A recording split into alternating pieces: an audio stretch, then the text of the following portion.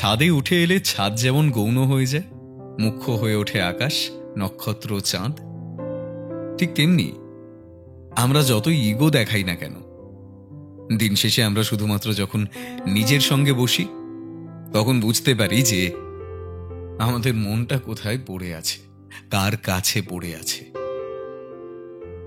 গোটা দিন নিজেকে যতই বোঝাই না কেন, সেই সময় মন সবটা সামনে নিয়ে চলে আসে, দাঁড় করিয়ে দেয় আমাদের মনের গহীনে জমাট বাঁধা বাস্তবতাকে।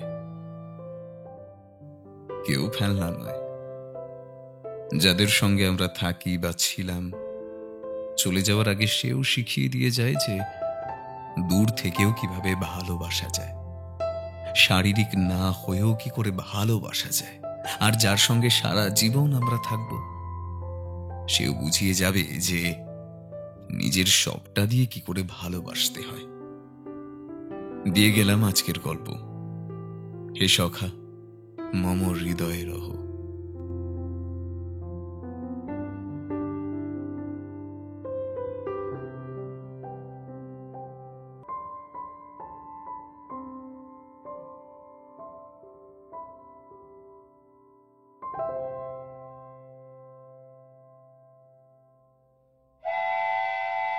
বোলপুরের আড়মোড়া এখনো ভাঙেনি সেভাবে, তাই তেমন ভিড় নেই প্যাসেঞ্জারের। স্টেশনে নামা মাত্র কেমন একটা মন খারাপ করা আদুরে হাওয়া এসে ওর গায়ে ধাক্কা মারল। ওর বলতে শ্রীকান্তর। কত কিছু শুনেছে ওই শহরটার ব্যাপারে, বড্ড অদ্ভুত একটা শহর। একজনের উপর ডিপেন্ড করে কত মানুষ এখানে দিনের পর দিন খেয়ে পড়ে বেঁচে আছে, কত মানুষের কর্মসংস্থান হয়েছে শুধু একজনকে ঘিরে। ব্যাপারটা কি অপূর্ব, তাই না? ট্রলিটা নিয়ে স্টেশন থেকে বেরোতে না বেরোতেই টোটোওয়ালারা ওকে ছেঁকে ধরল, আর তাদের দাবি একটাই, কোথায় যাচ্ছেন? কোথায় বাবুমশাই? এই যে বাবু, কোথায় যাবেন? কোথায় যাবেন বাবু? এদিকে আসুন, কমে করে দেব। বাজার পেরিয়ে একটা ছোটখাটো হাইওয়েতে উঠল এবার টোটোটা। আস্তে আস্তে সব দোকানের শাটার উঠছে।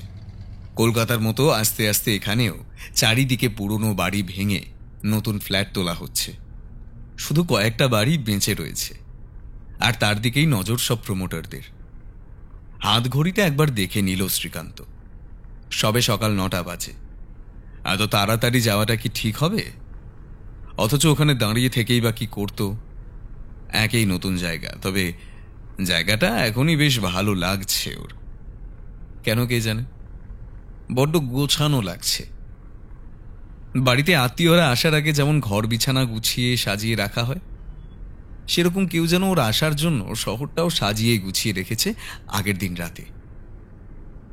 কিন্তু মনের ভেতরটা, এখানকার মানুষজন, নিজের মনের ভেতরটা গুছিয়ে রাখার কোনো দায় এখন আর কারোর থাকে না, শুধুই বাইরের চাকচিক্য।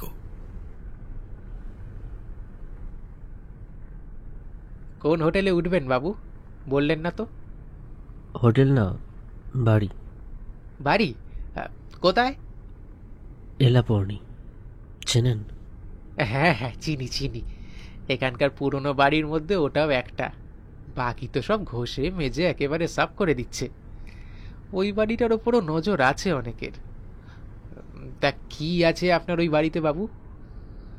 অচেনা লোকের অতিরিক্ত উৎসাহ শ্রীকান্তর মোটেই পছন্দ নয়, কিন্তু তাই বলে উল্টে দুটো কথা শোনানো ঠিক হবে না। একেই নতুন জায়গা, কখন কে কোন কাজে লেগে যায়। প্রসঙ্গটা পাল্টে ও বলল, আর কতক্ষণ লাগবে? এই আর 5-7 মিনিট। তারা আছে নাকি আপনার? না, ঠিক আছে, চলুন।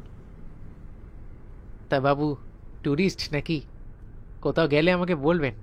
শালবনী, সোনাঝুরি হাট, সৃজনী গ্রাম, কোপাই, প্রচুর ঘোরার জায়গা আছে এখানে। বেশ, বলবো। এই হাটটা কি রোজ বসে? হ্যাঁ বাবু, বসে তো রোজই, কিন্তু ওই শনি রোববারের মতো জমজমাট অন্যদিন থাকে না। যাবেন নাকি কালকে? কাল তো শনিবার। না না, ঠিক আছে, আমার অন্য কাজ আছে কাল, গেলে বলবো।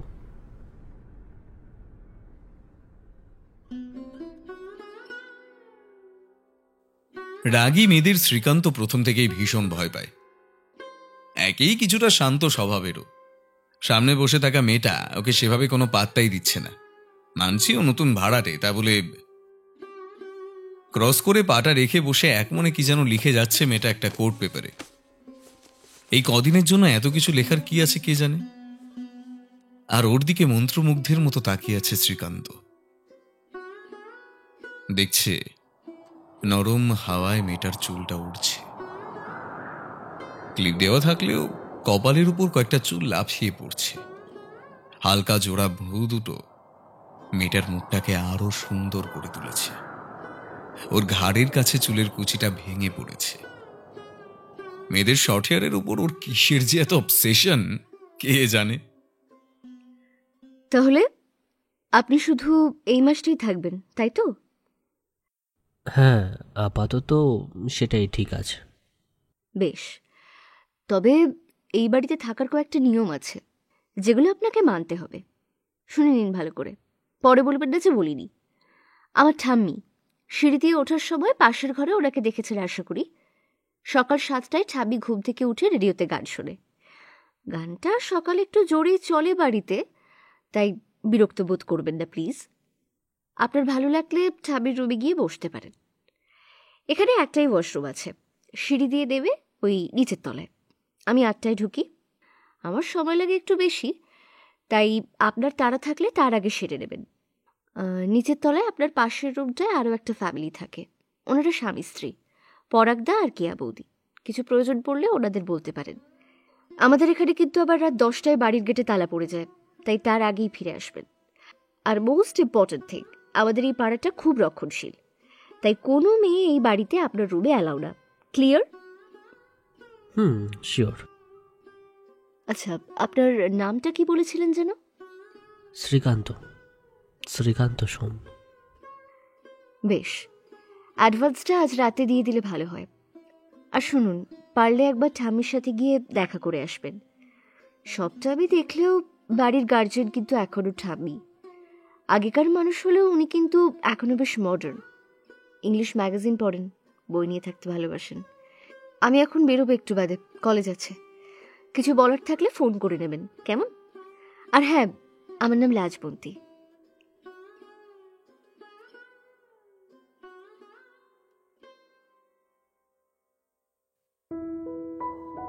তুমি আমার পদ্মপাতা হলে শিশির কণার মতন শূন্যে ঘুরে, শুনেছিলাম পদ্মপত্র আছে অনেক দূরে। খুঁজে খুঁজে পেলাম তাকে শেষে। নদী সাগর কোথায় চলে বয়ে, পদ্মপাতায় জলের বিন্দু হয়ে। জানি না কিছু, দেখি না কিছু, আর এতদিনে মিল হয়েছে তোমার আমার পদ্মপাতার বুকের ভিতর এসে। তোমায় ভালোবেসেছি আমি, তাই শিশির হয়ে থাকতে যে ভয় পাই।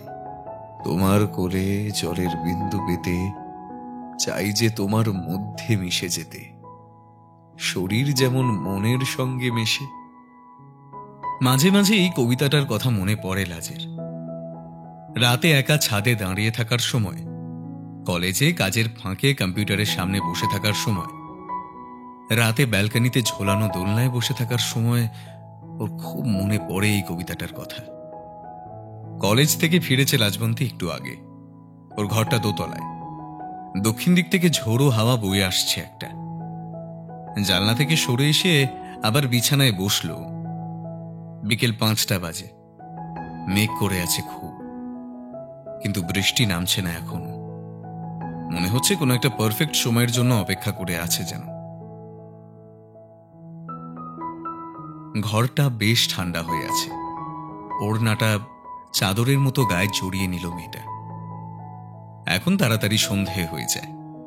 আকাশ থেকে পিছলে সূর্যটা নিচে নেমে আসছে। ছায়া পড়ছে না, তবে হাওয়া দিচ্ছে সুন্দর। জলে সাঁতার কাটছে কয়েকজন। দিন ঝিমিয়ে আসছে, সঙ্গে ওর শরীরটাও। কলেজে এত খাটনি হয় যে এসে আর শরীর দেয় না ওর এই সময়টা। একটা প্রাইভেট কলেজে ইতিহাসের লেকচারারও, সারাদিন তো বকতে হয় সাবজেক্টটা নিয়ে। ঝিমুনি আসছে একটা।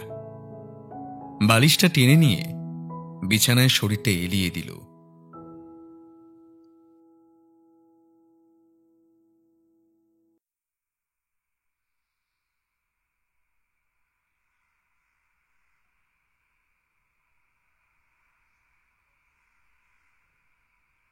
লাজ, ও লাজ। আসছি ঠাম্মি। ঠাম্মি ভালোবেসে এটাই ওকে ডাকে, তবে আসল নাম লাজবন্তী। অন্য কারোর মুখে নামটা শুনতে ও একদম পছন্দ করে না। এই একটা ডাক ও কখনোই উপেক্ষা করতে পারে না। ছোটবেলা থেকে তিলোত্তমা দেবীর কাছেই মানুষ হয়েছেও। অনেক ছোটবেলায় মা বাবাকে হারিয়েছে মেয়েটা। সেই সময় তিলোত্তমা দেবী আগলে নিয়েছিলেন 7 বছরের মেয়েটাকে, বুকে জড়িয়ে ধরেছিলেন। খুব সুন্দর একটা গন্ধ পেয়েছিল সেদিন লাজবন্তী, নির্ভরতার গন্ধ। নাতনির মাথায় হাত বুলাতে বুলাতে তিনি বলেছিলেন, এখন থেকে সব সময় আমার সঙ্গে থাকবে তুমি।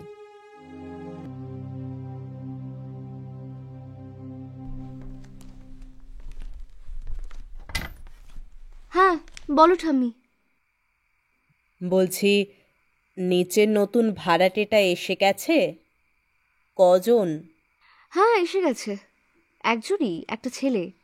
শুধু এই মাসটাই থাকবে মনে হয়। তা কথা বলে কেমন বুঝলে?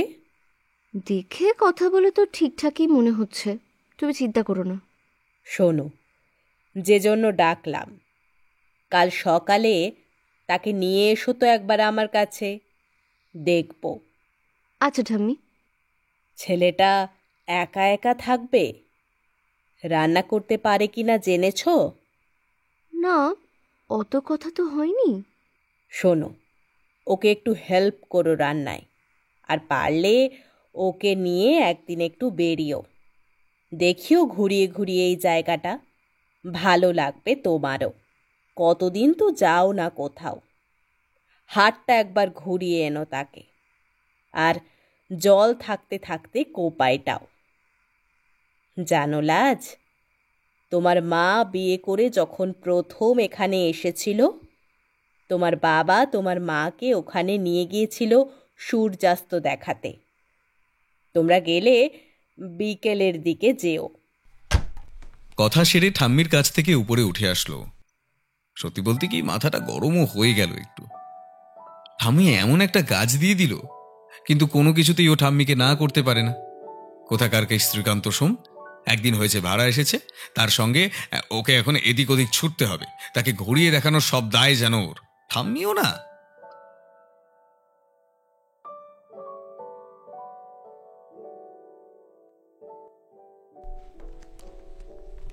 আসতে পারি? হ্যাঁ হ্যাঁ, আসুন। লাস্টে ওয়াশরুমটা আপনি ইউজ করেছিলেন? হ্যাঁ, মানে কেন বলুন তো?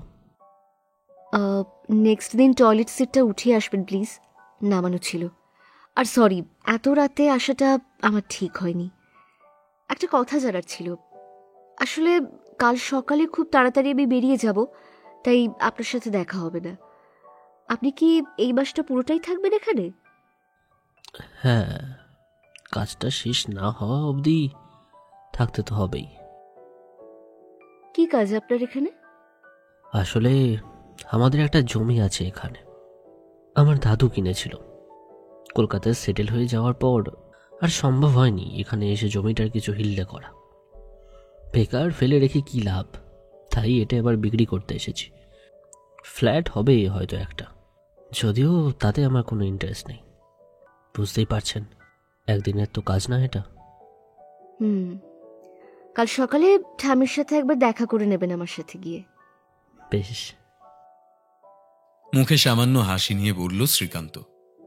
সারাদিনে এখন ছেলেটাকে হাসতে দেখল লাজবন্তী। এত কম হাসে কেন কে জানে, হাসলে তো ভালোই লাগে।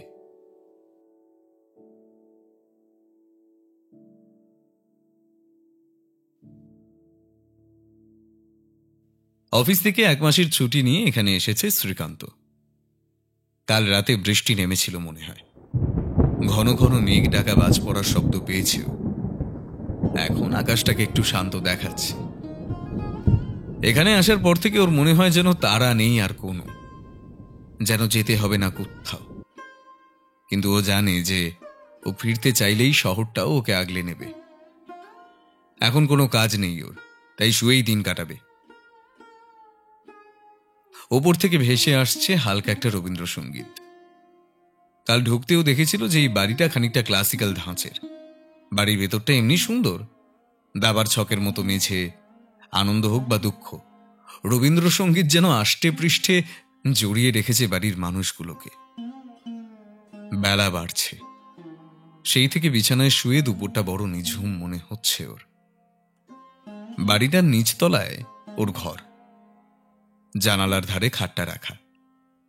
সেদিকে তাকিয়ে শুয়ে আছে ও, আর দেখছে আকাশে একটা চিল চক্কর মারছে গোল করে। মনে পড়ে গেল ওর ছোটবেলার কথা। তখন সবে সবে ঘুড়ি ওড়াতে শিখেছিল, ক্লাস 7-8 হবে। ঘুড়ি উড়িয়ে কি যে মজা পেত! এই খেলায় ড্র নেই, একজনকে কাটতেই হবে। সারা বিকেলটা ছাদেই কাটত ওর। কি যে দিন ছিল সেগুলো। তারপর একদিন আসলো যেদিন থেকে এই মজাটা হারিয়ে গেল ওর জীবন থেকে। না, এবার উঠতে হবে। বিছানা ছেড়ে উঠতে উঠতে দিনের আলোয় একবার ভালো করে দেখলো ঘরটাকে। পাটা মাটিতে রাখতে গিয়ে দেখলো সেই লাল ঠান্ডা মেঝে। চোখের সামনে ভেসে উঠছে বহু বছর আগের একটা সন্ধ্যা। একটা লাল পেটকাট্টি ঘড়ি, ভেসে উঠেছে একটা 14-15 বছরের মেয়ের মুখ, একটা নাম, রাইমা।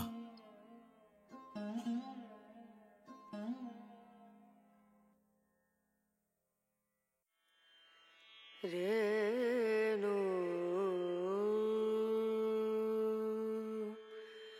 রনা রনা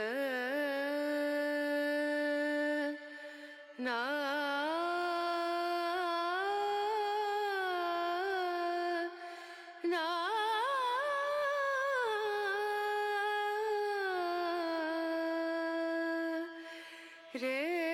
ঠাম্মি, চোখ খুললেন তিলোত্তমা দেবী। ইজি চেয়ারে হেলান দিয়ে চোখটা বুজে শুয়েছিলেন তিনি। উনি এসেছেন, ভেতরে আসবো? পর্দার ফাঁক দিয়ে লাজবন্তীর মুখটা ভালো করে দেখলেন উনি। এই নাতনিটিকে দেখলে মন ভালো হয়ে যায় ওনার। শুধু একটাই যা গন্ডগোল, বড্ড জেদি মেয়ে, আর একটু চাপা স্বভাবের। হ্যাঁ, নিয়ে এসো। বলে উনি চেয়ার থেকে উঠে চশমাটা পরলেন। তিলোত্তমা দেবীর বয়স প্রায় 70-এর কাছাকাছি, কিন্তু এখনো হাঁটলে সোজা হয়ে হাঁটেন, স্পষ্ট কথা বলেন। এই বয়সেও কি সুন্দর মানায় তাকে শাড়িতে। ছোটবেলায় একটা টার্ম শুনেছিল শ্রীকান্ত, পান পাতার মতো মুখ। সত্যি এরমও হয়? ও দেখলো সারা ঘর জুড়ে কত পড়ার বই, যেন ছোটখাটো একটা লাইব্রেরি। শ্রীকান্ত এগিয়ে গেল ওনার দিকে, সামনে ঝুঁকে প্রণাম করল। বসো। তা কি নাম তোমার? শ্রীকান্ত সোম। শুনলাম এই মাসটা থেকে নাকি চলে যাবে। শ্রীকান্ত কোনো উত্তর দিল না, তাকিয়ে রইল তিলোত্তমা দেবীর দিকে। শুনতে চাইছিল অপর দিক থেকে আর কি আসে। তা যেতেই পারো, তোমরা কলকাতার মানুষ, তোমাদের কি আর পিছুটান থাকে? চাকরির জন্য তোমরা জন্ম ভিটে ছেড়ে বাইরে চলে যাও। যাই হোক, লাজ, একটু চা করে নিয়ে আসো তো। হ্যাঁ, যাচ্ছি ঠাম্মি। কে কে আছে তোমার বাড়িতে? আমি আর মা বাবা। তা শ্রীকান্তের কোনো রাজলক্ষ্মী আছে নাকি কলকাতায়? না না, এখনো ভাবিনি কিছু সেসব নিয়ে। সকালে আমার গানে তোমার অসুবিধা হয় না তো কোনো? তা বিশেষ হয় না, একবার ঘুমিয়ে পড়লে আমার হুঁশ থাকে না এমনি। আর আপনি বই পড়তে খুব ভালোবাসেন না? হ্যাঁ, ওটাই তো সম্বল। আর আমার নাতনি। কাল তো রোববার, প্রতি রোববার সকালে আমাদের বাড়িতে লুচি আর ছোলার ডাল হয়, ওই করে। আমার নাতনির রান্নার হাত বেশ ভালো। তা ওই যে তোমরা বলো না কি একটা ওয়াইফ ম্যাটেরিয়াল, শি ইজ। সামান্য কিছু কথা, তাকানো, খোঁচা মারা, এতেই সবকিছু কত সহজ হয়ে গেল আলাপটা ওদের। ও তো আসার আগে এটাই ভাবছিল যে কিভাবে ওনাকে গুছিয়ে বলবে সবটা, কিন্তু এখন মনে হচ্ছে এই তিলোত্তমা দেবীকে বহুদিন ধরে চেনে।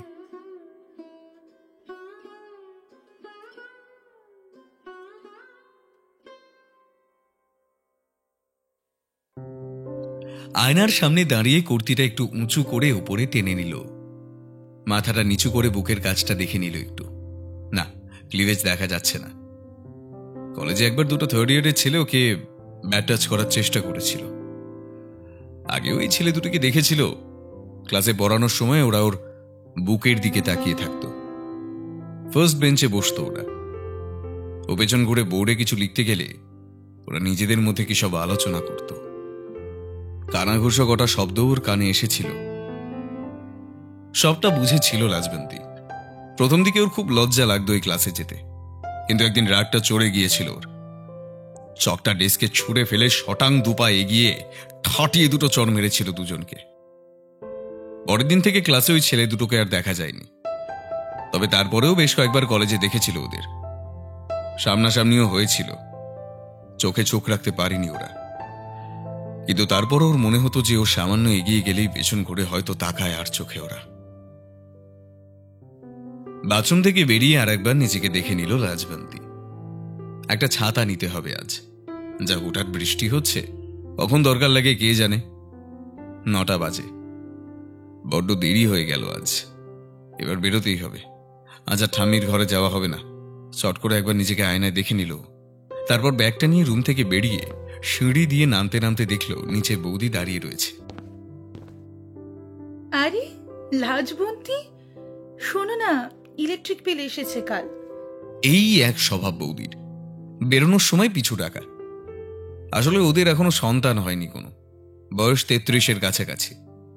মনের দিক থেকে ওরা খুব ভালো, তাই রাগ হলেও কিছু বলে না। আর পরাগদাও বেশ ভালো মানুষ, কখনো কখনো উনিই ওদের বাজার করে দেন, তাই ঠাম্মি ওনাদের খুব ভালোবাসেন। এত বছর হয়ে যাওয়ার পরে ওদের উঠে যেতে বলেনি এই বাড়ি থেকে। আচ্ছা বৌদি, দেখে নেব। জুতোটা পড়তে পড়তে বলল লাজবন্তী। শোনো না, রাতের জন্য পনির পাসিন্দা করেছি, নিয়ে যাবে এখন কলেজে তুমি? না না, এসে খাবো না হয়। আমি বেরোচ্ছি বৌদি, আজ অনেকটা লেট হয়ে গেছে।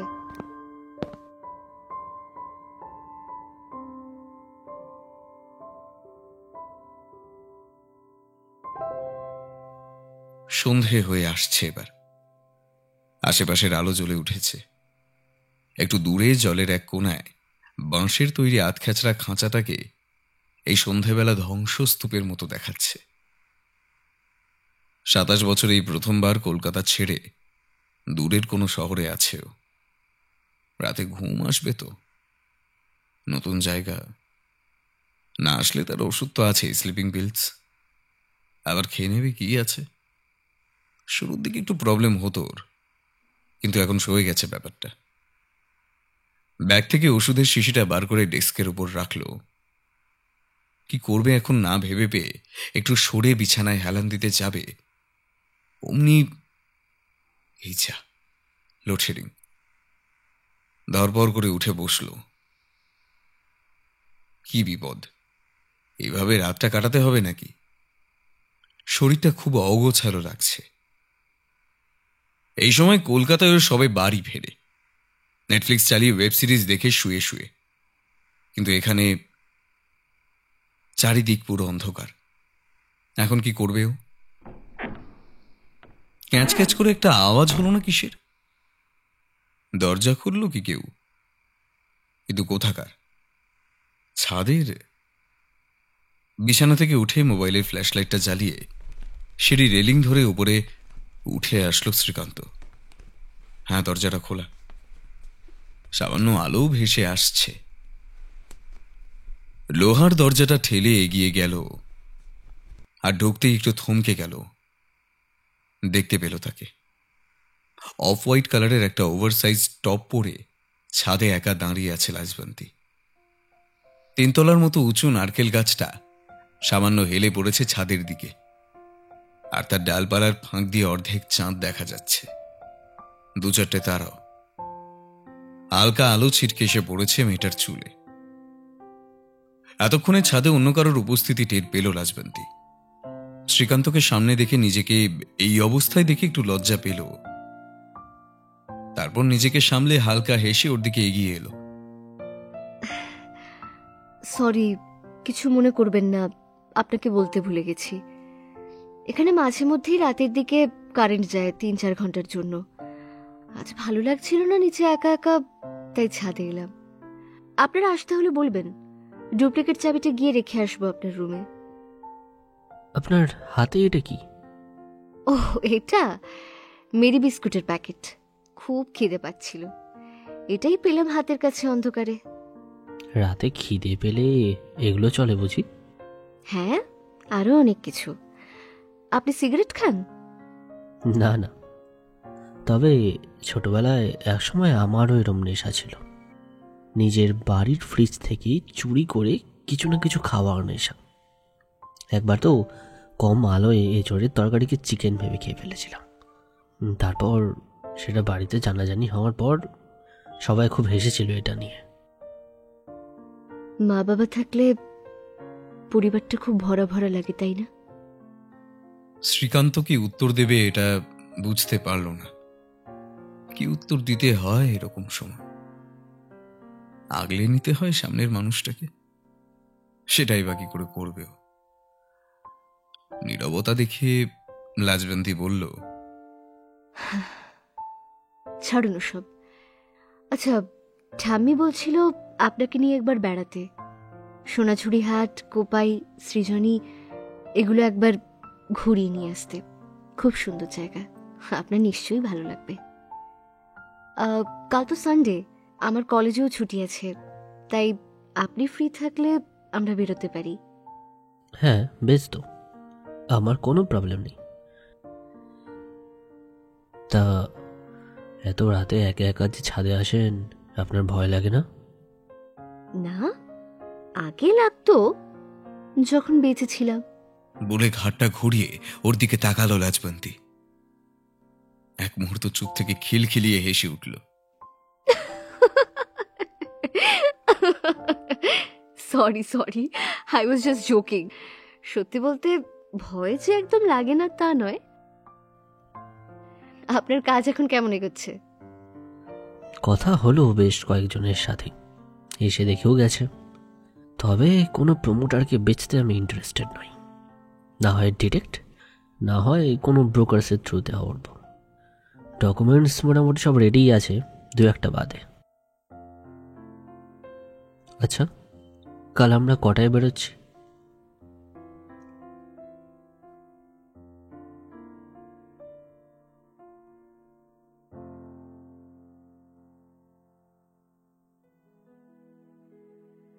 স্নানের ঘর থেকেই জামা কাপড় পরে এসেছিল লাজবন্তী। এবার ড্রেসিং টেবিলের সামনে দাঁড়িয়ে চুলটা আঁচড়াতে লাগলো। চুলের গোছটা খুব ভালো ওর, তবে যাতে ঝক্কি কম হয় তাই ছোট করে কেটে রাখে। ও ডেনিম ব্লু জিন্সের উপর টপ পরেছে একটা, কাঁধে একটা ব্যাগ, ঝোলার মতো, বলা ভালো অনেকটা শান্তিনিকেতনে ঝোলা। ঠাম্মিকে টাটা করে নিচে নেমে আসলো লাজবন্তী। ব্লু জিন্সের সঙ্গে একটা সাদা শার্ট পরেছে ছেলেটা। শার্টের হাতাটা 3/4 করে কোটানো, দেখতে বেশ স্মার্ট লাগছে তো। তালতলার কাছ থেকে একটা টোটো ধরলো ওরা। ওদের বাড়িটাও ওখান থেকে কাছে। বাড়িটার নাম এলাপূর্ণী, তিলোত্তমা দেবী রেখেছিলেন নামটা। এই বাড়ির উপর অনেক প্রমোটারদের নজর, কিন্তু এত বছর ধরে এই বাড়িটাকে আগলে রেখেছেন তিনি। আমরা কোথায় যাচ্ছি এখন? সোনাঝুরি হাট। তোমার কলকাতায় এসব পাবে না, দেখবে খুব সুন্দর জায়গা। নিজের কথাটা নিজের কানেই খুব সুন্দর শোনালো লাজবন্তীর। কি বললো এই মাত্র? তোমার? হঠাৎ করে কাউকে আপন করে নেওয়ার মেয়ে তো নয় তাহলে। দাদা, টোটোটা একটু দাঁড় করাবেন। ওই গাছগুলো দেখছো, ওগুলো ছাতিম গাছ, আর এই জায়গাটার নাম ছাতিমতলা। সময়টা ছিল মার্চ মাস। শোনা যায় মহর্ষি দেবেন্দ্রনাথ ঠাকুর যখন 1862 সালে এখানে প্রথম আসেন, তখন এখানে দুটো ছাতিম গাছের নিচে বসে ধ্যান করতেন। তারপর থেকেই এই জায়গাটার এরম নাম হয়ে যায়। বাবা, মাসটাও মনে আছে? রাখতে হয়, ইতিহাসটা না জানলে পড়াবো কি করে? ছাতিমতলার অন্য পাশে মিউজিয়াম, সেটাই আর ঢুকলো না ওরা। সরু রাস্তা পেরিয়ে ওদের টোটোটা এখন একটা লম্বা রাস্তা ধরে এগিয়ে চলেছে সোনাঝুরির দিকে। ওই যে শালবনি। ওয়াও, এই যাওয়া যাবে তো ফেরার সময় ওখানে? হ্যাঁ, যাওয়াই যায়, তবে ওটা এখন একটা কাপল স্পটের মতো হয়ে গেছে। ভেতরে শালবনটা যতটা সুন্দর ঠিক ততটাই রোমান্টিক একটা জায়গা। বাউল গান শুনবেন? অবশ্যই।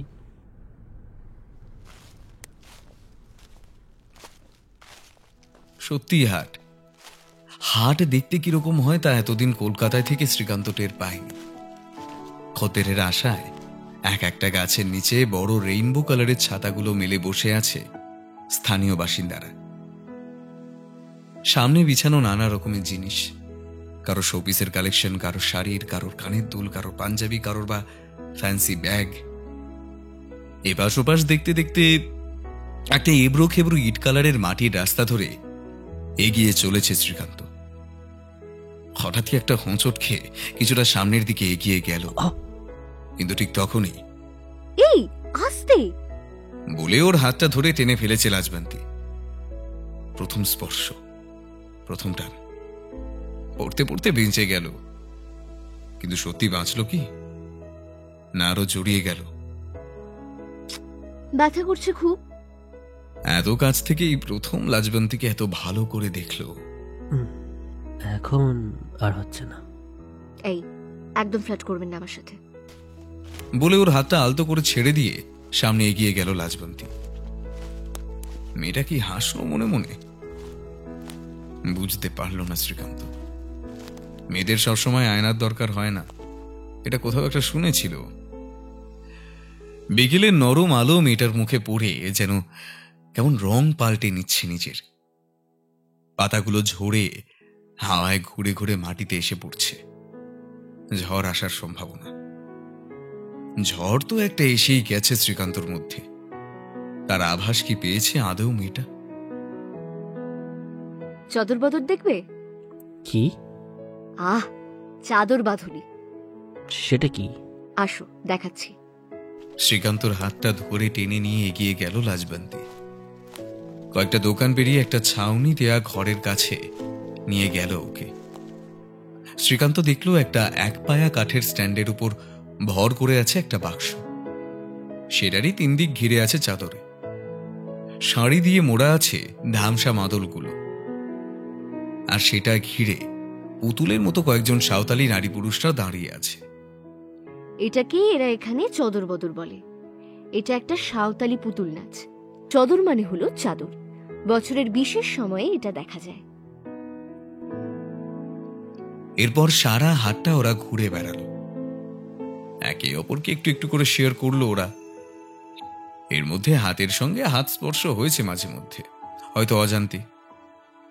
এই প্রথম কোনো ছেলের সঙ্গে বেরিয়ে নিজেকে এত সিকিওর মনে হলো লাজবান্তির। বিশেষ বিশেষ জায়গায় দাঁড়িয়ে মাঝে মাঝে কিছু ছবি তুলল নিজেদেরও। একজন মহিলা শাল বিক্রেতার সঙ্গে দরদাম করে শাল কিনল। হাটের একদম শেষ প্রান্তে রয়েছে শকুন্তলা রিসর্ট। শ্রীকান্ত দেখল এখানে তুলনামূলকভাবে ভিড় অনেক কম। একজন বাউল একটা মাদুর পেতে বসে এক মনে গান করে চলেছে, আর কি যেন একটা বাজাচ্ছে। এটাকেই হয়তো একতারা বলে। ওরা এগিয়ে গেল সেটার দিকে। কি অপূর্ব লাগছে শুনতে গানটা।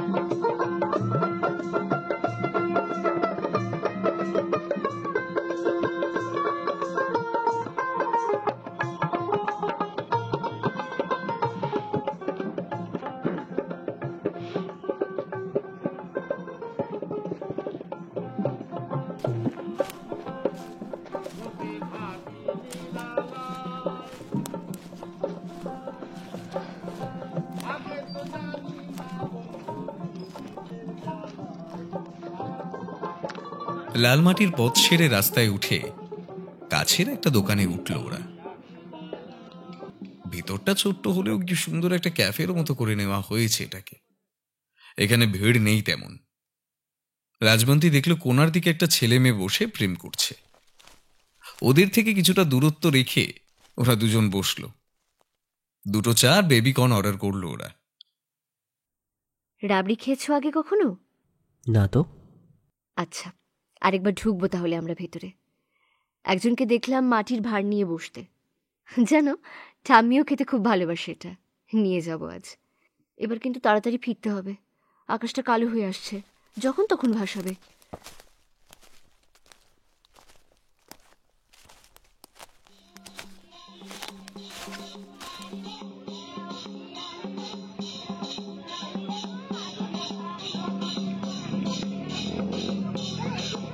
দূর থেকে একটা গান ভেসে আসছে।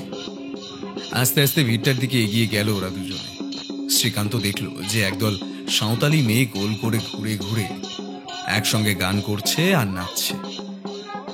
একটা লাল পাড় দেওয়া হলুদ রঙের শাড়ি পরেছে তারা, হাত পা আর কানে মাকড়ি, আর মাথায় বিভিন্ন রকমের ফুল দিয়ে সাজানো একটা মালা জড়িয়ে রেখেছে।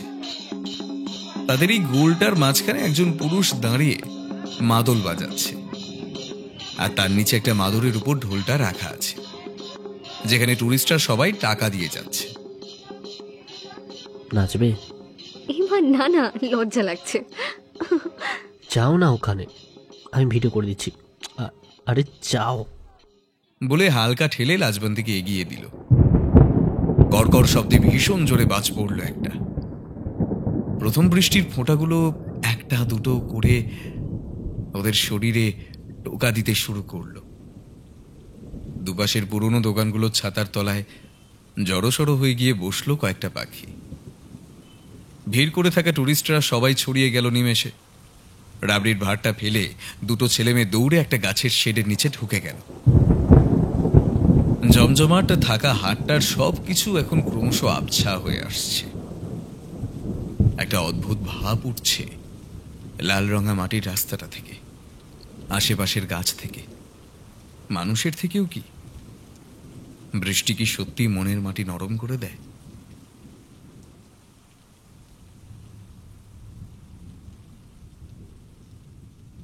অনেকটা দেরিতে বৃষ্টিটা থেমেছিল। সেই রাতে বাড়ি ফিরতে ফিরতে ওদের 9টা বেজে গেল। খুব ক্লান্ত থাকায় দুজনেই ঘুমিয়ে পড়ে তাড়াতাড়ি। আজ আর শ্রীকান্তর স্লিপিং পিলসের দরকার পড়েনি, কিন্তু রাজবন্তী হঠাৎই মাঝরাতে ঘুমটা ভেঙে যায় ওর। উলবালিশটা টেনে নেয় নিজের মধ্যে। মনে পড়ে যায় আজকের সেই মুখটার কথা, সেই ছোঁয়াটার কথা, সেই গায়ের গন্ধটা। ক্রমশ শরীরের শীতটা কেটে যায় ওর। ভেতরে একটা তোলপাড় ঘটতে থাকে। হালকা শিভার করছে। এই সারা গায়ে কাটা দিয়ে ওঠাটুকু লাজবন্তী খুব ভীষণভাবে নিজের করে রাখে।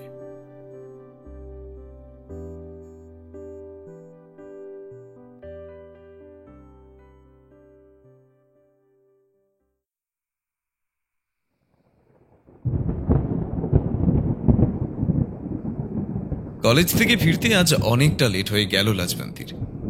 দেখল শ্রীকান্তর ঘরের দরজাটা ভেজানো। একবার দেখা করে যাবে কি ও? শ্রীকান্তর ঘরে ঢোকার মুখে দরজায় দুবার টোকা মারল লাজবন্তী, কিন্তু কোনো সারা শব্দ নেই। দরজাটা ভেজানোই ছিল। হালকা ঠেলে ভিতরে ঢুকলো। একটা সময় এই ঘরে ও নিজেই থাকত। এখন ঘরটা খুব সুন্দরভাবে সাজানো, কিন্তু ও নিজে এমন অগোছালো যে কিছুই ঠিকভাবে রাখে না। ঘরের চারিদিকে জামা কাপড়, বই খাতা সব ছড়িয়ে ছিটিয়ে রাখে।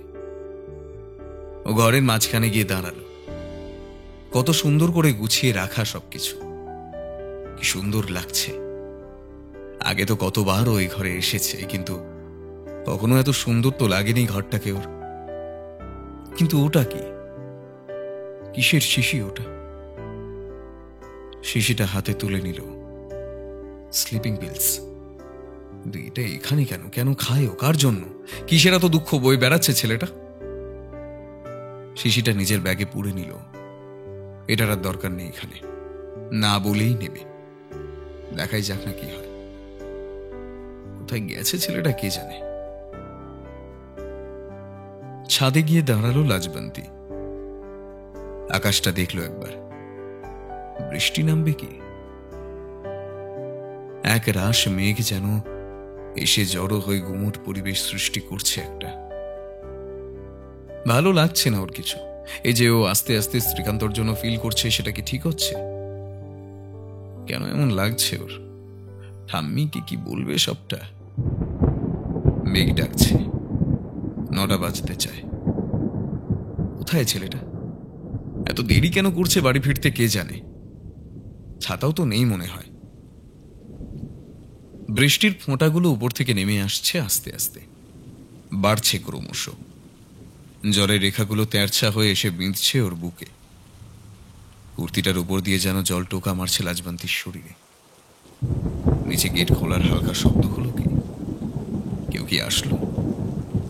নিচে ঝুঁকে দেখার চেষ্টা করলো, কিন্তু এত অন্ধকারে দেখা গেল না ঠিক কাউকে। শ্রীকান্ত কি? কেন এমন অনুভূতি হচ্ছে ওর শ্রীকান্তর জন্য? কার জন্য, কিসের জন্য নেয় ওই স্লিপিং পিলস গুলো?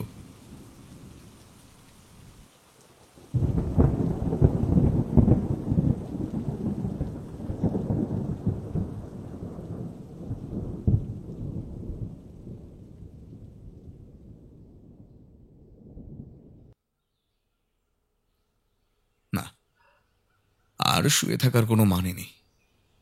শ্রীকান্ত উঠে পড়ল। বালিশের পাশ থেকে মোবাইলটা তুলে দেখল 9:30 বাজে। তারপর হাত বাড়িয়ে জলের বোতল থেকে জল খেয়ে নিল বেশ খানিকটা। বেরোবে একটু বাদে ওরা। আগের দিন হাট থেকে একটা কচি কলাপাতা কালারের পাঞ্জাবি কিনেছে। সেটাও এই প্রথমবার, এত বছর এই প্রথমবার নিজে থেকে কোনো পাঞ্জাবি পছন্দ করে কিনলো। এতদিন কিনতো না, কারণ ওর মনে হয় পাঞ্জাবি পরলে ওকে খুব বাজে লাগবে।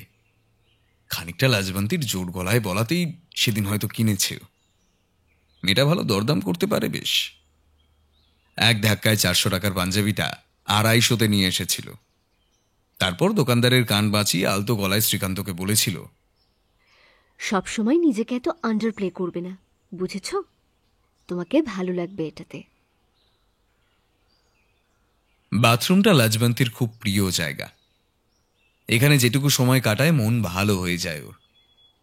কিন্তু আজ আর সময় নেই, বেরোতে হবে।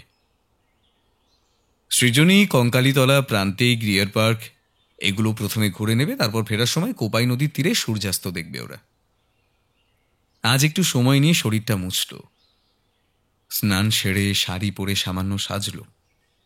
কেন কে জানে, হয়তো মন চাইছে কারোর সামনে নিজেকে রাখতে। এই শাড়িটা ওর মায়ের ছিল, এত বছর ধরে ওরমই রাখা ছিল আলমারিতে।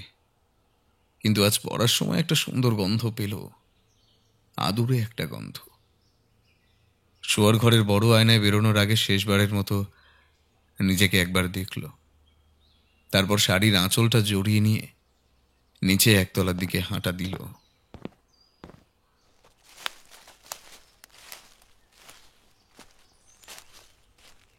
এখন 5টা বাজে। আর কিছুক্ষণের মধ্যেই সন্ধ্যাটা জাঁকিয়ে নেমে পড়বে এখানে। একটু উঁচু নিচু পথ পেরিয়ে ওরা নদীটার সামনে এসে দাঁড়ালো। কোপাই, ময়ূরাক্ষী নদীর উপনদী এটা একটা। খুব বেশি জল নেই এখন, আর কদিন বাদে আসলে এটাও দেখা যেত না। আমাদের ছোট নদী চলে আঁকে বাঁকে। কবিগুরু এই কবিতাটা নাকি এই নদীটাকে দেখেই লিখেছিলেন। এখানে লোকজন কম আজকে। দূরে 3জন বাউল এখনো একটা শতরঞ্জিতে বসে এক মনে গান করে চলেছে। কেউ গাইছে, আবার কেউ বা বাজাচ্ছে।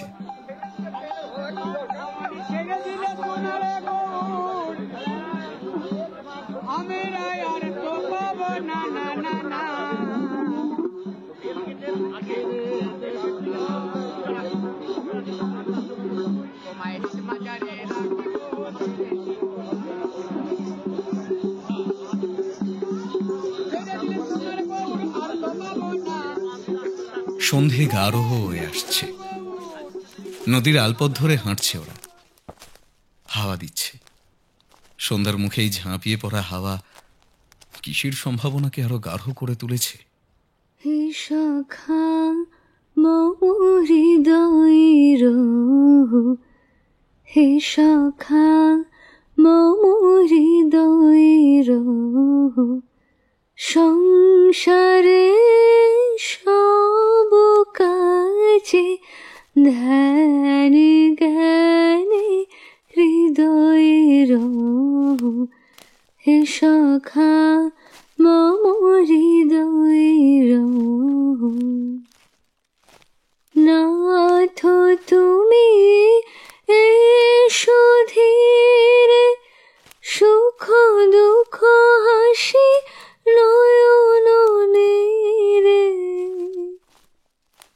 নাথ তুমি এসো ধীরে, সুখ দুঃখ হাসি নয়ন নীরে। লহু আমার জীবন ঘিরে, লহু আমার জীবন ঘিরে। সংসারে সব কাজে ধ্যান জ্ঞানী হৃদয়ের, হে সখা মম হৃদয়ের, হে সখা মম। একটা তুলনামূলক উঁচু জায়গা দেখে পা ঝুলিয়ে বসলো ওরা।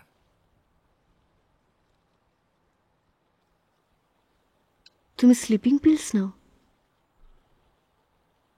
হ্যাঁ, দরকার পড়ে মাঝে মাঝে। কেন? সে লং স্টোরি। আমি জানতে চাই। আর তোমার ওই শিশিটা আমি ফেলে দিয়েছি। আমাকে তোমার এটা আগে বলা উচিত ছিল। উচিত তো ছিল তোমারও আমাকে এটার কথা বলা। কি হয়েছিল? লাল রঙা সূর্যটা ডুবে গেছে প্রায়। নদীর জলের উপর একটা হালকা লাল আভা এসে পড়ছে। লাজবন্তীর দিকে তাকালো শ্রীকান্ত। চোখে চোখ পড়তেই মাথাটা নিচু করে সামান্য হাসল। লাজবন্তী দেখল ওর চোখ দুটো ভীষণ টকেটিভ।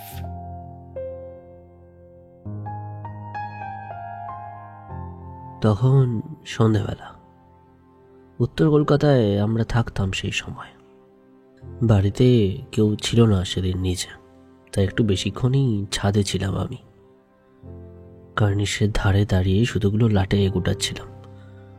আর ঠিক তখনই এই শোনো, এই ঘড়িটা তোমার? দেখলাম পাশের বাড়ির ছাদে একটা বছর 14-15 মেয়ে এসে দাঁড়িয়েছে। পরনে একটা স্কার্ট আর হাতে একটা লাল পেটকাট্টি ঘড়ি। কদিন ধরেই গলার আওয়াজ পাচ্ছিলাম ওদের, কিন্তু মেয়েটাকে আগে কোনোদিন দেখিনি আমি। ওর হাতে ধরা ঘড়িটা খুব পছন্দ হলো আমার দেখে, কিন্তু তাও বললাম, না তো। এটা কেটে এসে পড়েছিল কাল ছাতে, তুমি নেবে এটা? হ্যাঁ নেব, কিন্তু এত দূর থেকে কি করে নেব? হ্যাঁ তাও ঠিক।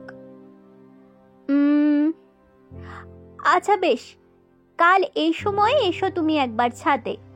তার আগে তো আমিও আবার আসতে পারবো না, লুকিয়ে আসি যে, মা জানলে খুব বকবে। আচ্ছা, ঘুড়িটার সাথে একটা ঢিল বেঁধে ছুঁড়ে মারবো তোমাদের ছাদে, পৌঁছে যাবে না বলো? তুমি রোজ আসো?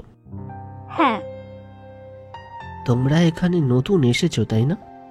হ্যাঁ, ওই 2 সপ্তাহ হলো।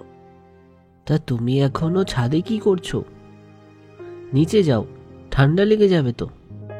আচ্ছা, আমাকে যে বড় বলছো, তুমিও তো ছাদে। আচ্ছা, এই সুতোটা কি প্লাস্টিকের? হাত কেটে যায় না? না যায় না। কি নাম তোমার? রাইমা। তোমার? শ্রীকান্ত। কি? শ্রীকান্ত? এটা আবার কি নাম, পুরনো দিনকার মতো। তাতে কি হয়েছে, আমার দাদু রেখেছে, এরকম বলতে নেই। বড্ড পাকা মেয়ে তো তুমি। কাল আবার আসবে তো এই সময়? হ্যাঁ, আসবো।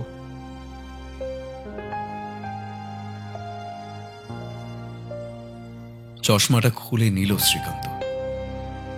চোখটা কি সামান্য চিকচিক করে উঠল?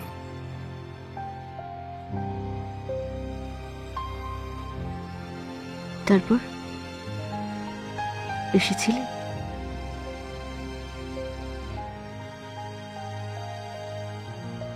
সেদিন স্কুলে গিয়েছিলাম আমি, পরের বছর মাধ্যমিক। ফেরার সময় আমাদের গলিতে ঢুকতেই দেখলাম যে সারা পাড়া ভেঙে পড়েছে রাইমাদের বাড়ির সামনে। প্রথমে আমি বুঝতে পারিনি কিছু, কি করেই বা বুঝতাম? খুব কাছের কারোর মৃত্যুকে কখনো এত সামনে থেকে অনুভব করিনি আমি তার আগে। স্কুল ইউনিফর্মে যখন ওদের বাড়ির সামনে এসে দাঁড়ালাম, তখন দেখলাম যে কয়েকজন ঘুরে আমাকে দেখছে। তাদের মধ্যে থেকে মাও আমাকে দেখে এগিয়ে আসলো কাছে। তারপর আস্তে করে বলল, জানিস তো বাবি, মেয়েটা না মারা গেছে। ঠান্ডা লেগে খুব বাড়াবাড়ি রকমের ব্রিদিং প্রবলেম হয়েছিল কাল রাতে। আর সেটাতেই এই জন্য আমি তোকে কতবার বলি, ঠান্ডার সময় বিকেলের পর আর ছাদে যাস না। আরো কি সব যেন বলছিল মা। ওখানের লোকজনও কি সব যেন বলা বলি করছিল, কিন্তু আর কিছুই আমার মাথায় ঢুকছিল না। তারপর মনে মনে এটাই ভাবছিলাম যে কি হবে তাহলে এখন আমার? আবার কি আমি একা হয়ে গেলাম?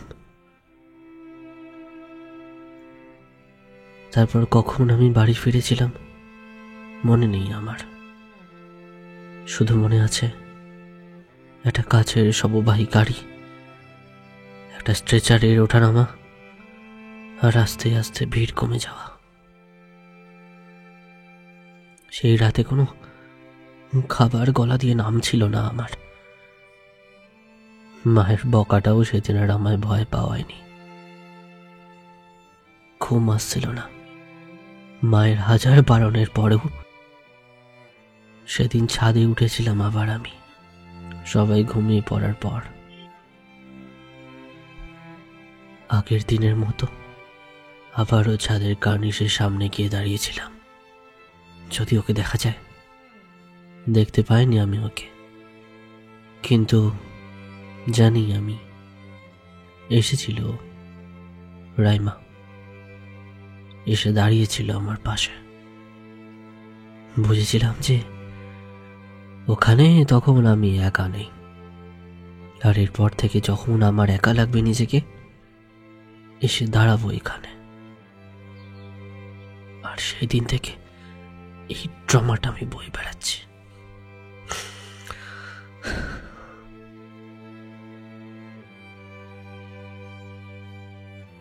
ও কথাগুলো বলে থমকে গেল।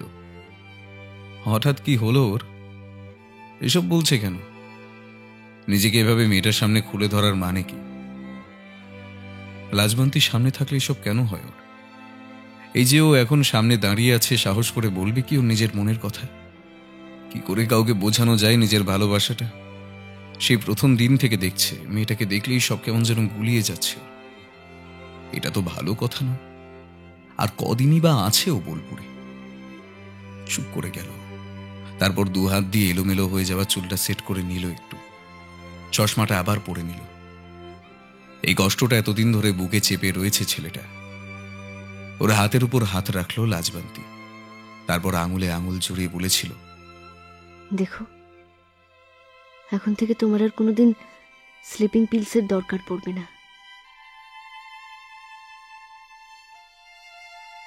অনেকক্ষণ হলো ওরা কোপাই থেকে বাড়ি ফিরে এসেছে। সবাই হয়তো ঘুমিয়েও পড়েছে এতক্ষণে। গরমটা বেশ কম এখন। রাতের দিকে হালকা একটা ঠান্ডা হাওয়া আসবে কি আসবে না ভেবে ইতস্তত করতে থাকে শহরের জানালার কাছে। আজও ভোর রাতে ঘুম ভেঙে গিয়েছিল ওর। কেন যে গিয়েছিল কে জানে। রাতে মোটামুটি ভালোই ঘুম হয় ওর, কিন্তু আজ ঘুম ভাঙার পরে কিছুতেই আর ঘুম আসেনি। বেশ কিছুক্ষণ চেষ্টা করেছিল, কিন্তু বিছানার এপাশ ওপাশ করাই সার হয়েছে।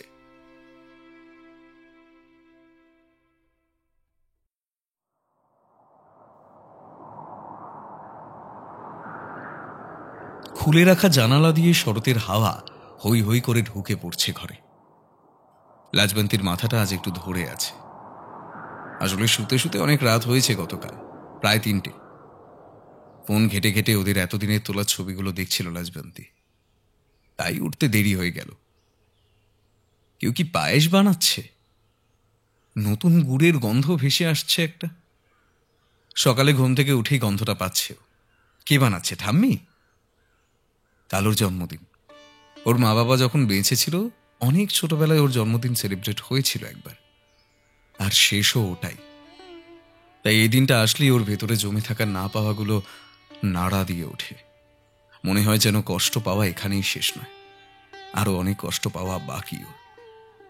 সম্ভাবনা, কোনো কিছু ঘটার সম্ভাবনাই আমাদের ভয় পাওয়ায়, ভালো লাগায়। ওর ভেতরে সেটাই এখন জাঁকিয়ে বসছে, কোনো কিছু ঘটার সম্ভাবনা। বারান্দায় এসে দাঁড়ালো লাজবন্তী।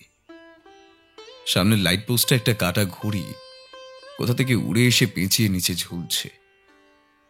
দুটো শালিক বসে একে অপরের ঠোঁটে ঠোঁট ঘষছে পাশের নারকেল গাছের ডালটায়। নিচ থেকে রবীন্দ্রসঙ্গীত ভেসে আসছে। ঠাম্মি উঠে গেছে তার মানে।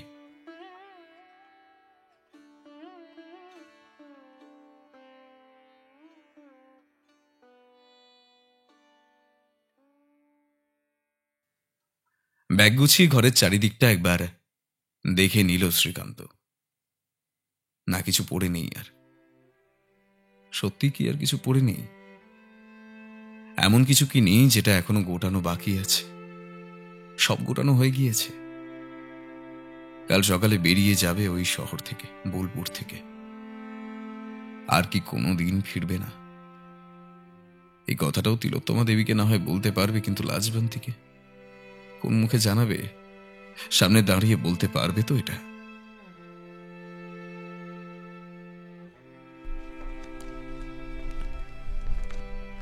লাজবন্তীর ঘরের দরজায় একটা আলতো করে টোকা মারল। ভেতর থেকে শোনা গেল, খোলা আছে, ভিতরে আসো। এই তো এসে ভালো করেছো। তোমার কাছেই যাচ্ছিলাম, আমার তোমাকে কিছু বলার আছে।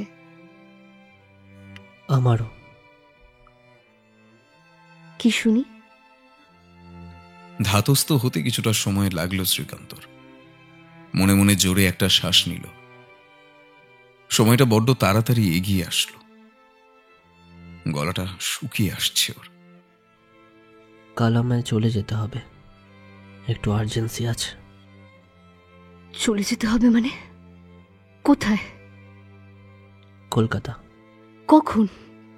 মেয়েটা তাকিয়েই রয়েছে ওর চোখের দিকে, চোখ সরাচ্ছে না। শ্রীকান্তর অস্বস্তি হচ্ছে, কেমন একটা করছে বুকের ভেতর। কি হলো? কখন যাবে? লাজবন্তীর গলায় দ্রুত উত্তর পাওয়ার তারা। কাল সকালে। ভেবেছিলাম 1 মাস থাকবো, কিন্তু এখানে মিউনিসিপ্যালিটি থেকে একটা পেপার স্যাংশন হতে 3 মাস লাগবে বলছে। তাই ভাবলাম যে শুধু শুধু এখানে থেকে আর কি করব। ও, শুধু শুধু? মেয়েটার গলাটা সামান্য ভেজা লাগলো কি? ওর চলে যাওয়ার কথা শুনে কি ওর গলায় খারাপ লাগা ভেসে উঠল? বেশ, যাও। ছেলেটার দিকে তাকিয়ে -10 ডিগ্রির গলায় বলল লাজবন্তী। খুব ঠান্ডায় মানুষের গলা হয়তো এরকমই শোনায়। শ্রীকান্ত ওর দিকে তাকালো। এক মুহূর্তের জন্য ওর মনে হলো এই মেয়ে যেন আকাশের মতো, ঘন ঘন তার রূপ পাল্টে যায়। তুমি যাও বলে বাথরুমে ঢুকে দরজাটা ঠাস করে বন্ধ করে দিল লাজবন্তী। আর বেশিক্ষণ দাঁড়াতে পারল না ও। আর কিছুক্ষণ দাঁড়ালেই ও ধরা পড়ে যাবে। তারপর 2 হাত দিয়ে মুখটা ঘষল। ভালো লাগছে না কিছু। এটা কি শুনলো? সে চলে যাবে। বুকের ভেতরটা ঘন ঘন ওঠানামা করছে ওর। চোখে মুখে জল দিল, কিন্তু তাতেও কান্নাটা ঢাকলো কি? মুখে জল থাকা সত্ত্বেও চোখের জল ঠিক পার্থক্য সৃষ্টি করে নিচে নেমে আসছে নিচে।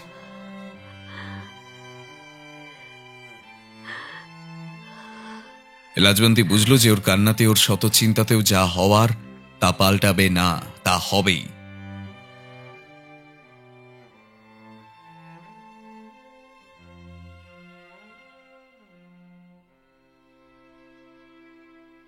কারেন্ট চলে গেল। নিস্তব্ধতা ভেদ করে ঘড়িটাও যেন ইচ্ছে করে টিকটিক শব্দে জানিয়ে দিচ্ছে যে সময় এগিয়ে আসছে। রাতের একটা আবছা ওড়না যেন ধীরে ধীরে নেমে আসছে এলাপূর্ণী বাড়িটার ছাদে। ছাদের দরজাটা খোলা, সেটা থেকে হালকা একটা চাঁদের আলো নিচের সিঁড়িতে পড়ছে। সিঁড়িটা ধরে উঠে কিছুটা হাতড়ে দোতলায় লাজবন্তীর পাশের ঘরটায় গিয়ে দাঁড়ালো শ্রীকান্ত। ওটা তিলোত্তমা দেবীর ঘর। ও দেখল যে উনি জানালার কাছে দাঁড়িয়ে আছেন। দোতলার বারান্দা থেকেও কিছুটা আলো এসে পড়েছে ওনার ঘরে। আজ পূর্ণিমা নাকি? এবারে ভেতরের ঘরে এসে সামান্য অস্বস্তিতে পড়ল শ্রীকান্ত। চট করে তো কেউ কারোর বেডরুমে ঢোকে না। শ্রীকান্তকে দেখে উনি এসে বসলেন বিছানায়। দাঁড়িয়ে কেন? বসো। শুনলাম কাল নাকি তুমি চলে যাবে। হ্যাঁ আপা। থাক না, কারণ তো জানতে চাইনি। তা আমার নাতনির মনটা খারাপ কেন গো? বলতে পারবে তুমি এই ব্যাপারে কিছু? দেখছি আমি ঠাম্মি, আসলে বাড়িটা আবার ফাঁকা ফাঁকা হয়ে যাবে তো, তাই হয়তো। সেটা তো অবজেক্ট, আসল কনটেক্সটটা কি? শ্রীকান্ত কি উত্তর দেবে বুঝতে পেল না, কিন্তু হালকা আলোয় ও এটা বুঝলো যে তিলোত্তমা দেবী ওর দিকেই মুখছে বসে আছেন। লোডশেডিং হয়েছে পাড়ায়, এ চট করে আসবে না আজ। 10টা তো বাজতে যায়। আশা করি তোমার সব গোছানো হয়ে গেছে, যেতে পারো তুমি এখন। এরপর আর কি বলার থাকতে পারে? শ্রীকান্ত উঠতেই যাচ্ছিল, কিন্তু তখনই শোনো, লাজ ছাদে আছে, পারলে যাও মেয়েটার কাছে একবার। কিছু সময় আছে এখনো তোমার কাছে, আর এই সময়টা একান্তই তোমাদের এখন। জানো তো, মেয়েদের হাসির চেয়েও কান্না সুন্দর হয়।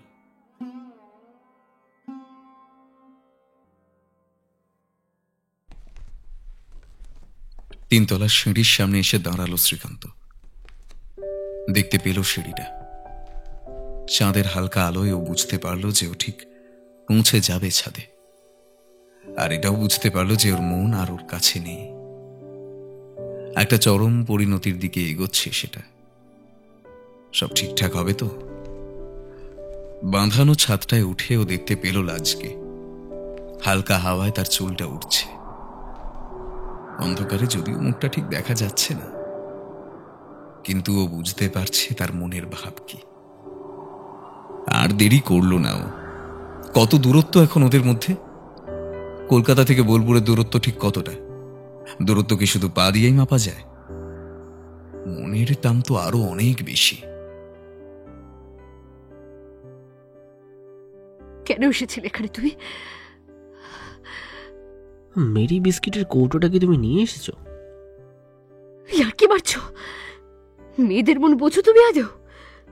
মাথা মোটা একটা। ঠাম্মির সাথে কথা বলছিলাম একটু আগে। চোখে এক ফালি রাগ নিয়ে রাজবন্তী তাকালো ওর দিকে, যেন বুঝতে পারলো নিচতলায় কি ঘটেছে। তারপর দাঁতে দাঁত চেপে নিজের মনে আস্তে করে বলল, বেশ হয়েছে। জানি তো, আর এটাও জানি যে কিছুক্ষণ বাদে তোমার বার্থডে। শোনো, ফ্রিজে পায়েস রাখা আছে, জানি না কেমন হয়েছে খেতে। প্রথমবার করেছি আজ সকালে উঠে, তুমি তখন ঘুমোচ্ছিলে। কাল তো সকালে বেরিয়ে যাব, তাই করে রাখলাম আগে, খেয়ে দেখো পরে। লাজবন্তী তখনও ফুটিয়ে কেঁদেই চলেছে, আর ঘন ঘন বুকের ওঠানামা জানান দিচ্ছে যে এবার সব বাঁধ ভেঙে পড়বে। ও ঘন ঘন নিজের চোখের জল মুছছে, কিন্তু তাও বেয়েই পড়ে চলেছে, যেন অনেকদিন ধরে আটকে পড়েছিল রক্ষী কোটরে।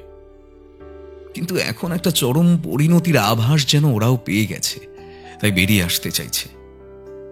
গলাটা সামান্য খাদে নামিয়ে শ্রীকান্ত বলল, একটা কথা আছে, খুব ইম্পর্টেন্ট।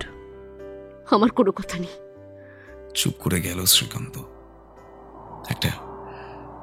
একটা হালকা হাওয়া ভেসে আসছে উত্তরের। নারকেল গাছটার ডালপালাগুলো সামান্য নড়ল একটু। চাঁদের আলোটা স্পটলাইটের মতো এসে পড়ছে ছাদের মেঝেতে। এই মুহূর্তটায় সবাই যেন জীবন্ত। তুমি এত শান্ত কেন? আমি বকো না কেন? বকো না একটু। বকতেই হবে, না বকলে, না ডমিনেটিং হলে ম্যানলি হওয়া যায় না বুঝি। লাজ নামটা মিষ্টি, আর মেয়েটাও। এই বলে ওর বা গালটা হালকা টিপে দিল শ্রীকান্ত। তারপর পিছনে ফিরে যেতে গিয়েও আবার ঘুরে বলল, শোনো, চুলটা বেঁধে নাও। কে যাও তুমি? দুপা আরো এগিয়ে এসে মেয়েটার চোখে চোখ রেখে বলল, আমি তোমার ব্যাপারে সব কিছু জানতে চাই লাজ। কি এমন কথা যার জন্য তুমি রাতে একা ছাদে এসে দাঁড়িয়ে থাকো? কিসের জন্য তোমার মন খারাপ হয়? কি এমন কথা যা তুমি কখনো কাউকে বলনি? তোমার কি ভালো লাগে, কি ভালো লাগে না? কখন তুমি আমার জন্য এতটা ফিল করলে? কখন থেকে তোমার জীবনে ঠাম্মি ছাড়া আর কেউ নেই? তোমার মনের ভিতর কখন কি চলে? কি হারানোর ভয় পাও তুমি? আমাকে কতটা ভালোবাসো? সবটা। ছেলেটা চলে যেতে চায়, কিন্তু মেয়েটা হাতের এক টানে তার কাছে নিয়ে আসে। তারপর ওর জামার কলারটা খিমচে ধরে ওর মুখের সামনে মুখ নিয়ে এসে বলল, এই কই যাচ্ছ আবার? খালি পালাই পালাই, তাই না? আমার চোখের দিকে তাকাও, বলো বলো কি দেখতে পাচ্ছ?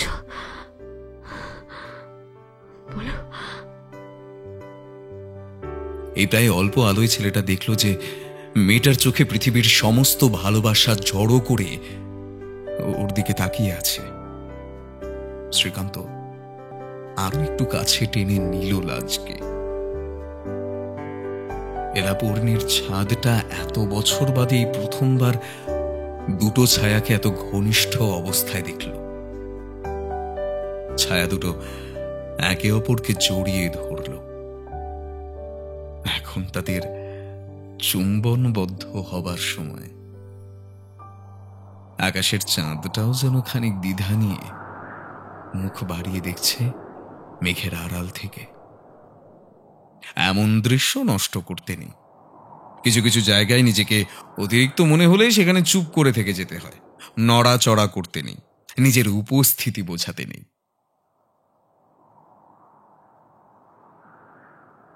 কতক্ষণ ওরা ওভাবে ছিল তার হিসেব শুধুমাত্র ছাদটাই জানে। শ্রীকান্ত ঠোঁট থেকে ঠোঁটটা সরিয়ে নিয়ে হাতের উল্টো পিঠ দিয়ে মুখটা মুছল লাজ। তারপর মাথাটা একটু নিচু করে ওর বুকে মুখ গুজে ফুঁপিয়ে উঠল। কাল কোথাও যাবে না তুমি, বুঝেছ? আর এটা আমি এভাবে কাউকে কোনোদিন বলিনি।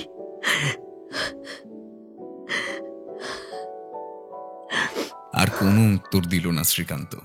ওর বুকের কাছটা সামান্য ভেজা ভেজা লাগছে। এরপর আর কিচ্ছু বলার থাকতে পারে না, বলার নেই। শ্রীকান্ত দেখতে পেল সত্যি মেয়েদের হাসির চেয়েও কান্না দেখতে বেশি সুন্দর। আর এটাও বুঝতে পারলো যে কাল সকালে আর ওর কলকাতা ফেরা হবে না। কোন গুণী জনার মনোহরা ভুবন মোহন গোরা গুনগুনি জোনার মনোহরা, জয় রাধার নামে পাগল হয়ে থাকবো মগনা, জয় রাধার নামে পাগল হয়ে থাকবো মগনা, না না না ছেড়ে দেব না তোমায় ঋত মাঝারে রাখবো, ছেড়ে দেব না।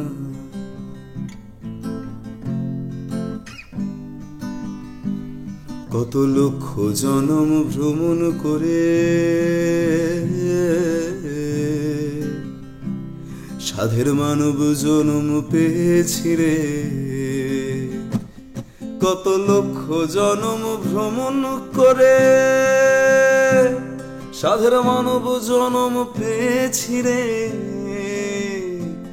তারে ভজলে হরিবংশীধারী হৃদয় হয় না, না না না ছেড়ে দেব না তোমায় হৃদ মাঝারে রাখবো, ছেড়ে দেব না তোমায় হৃদ মাঝারে রাখবো, ছেড়ে দেব না।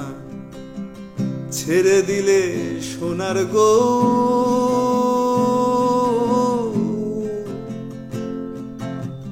ছেড়ে দিলে সোনার গুড় আর তো পাবো না, না না না ছেড়ে দেব না তোমায় হৃদ মাঝারে রাখবো, ছেড়ে দেব না তোমায় হৃদ মাঝারে রাখিব, ছেড়ে দেব না।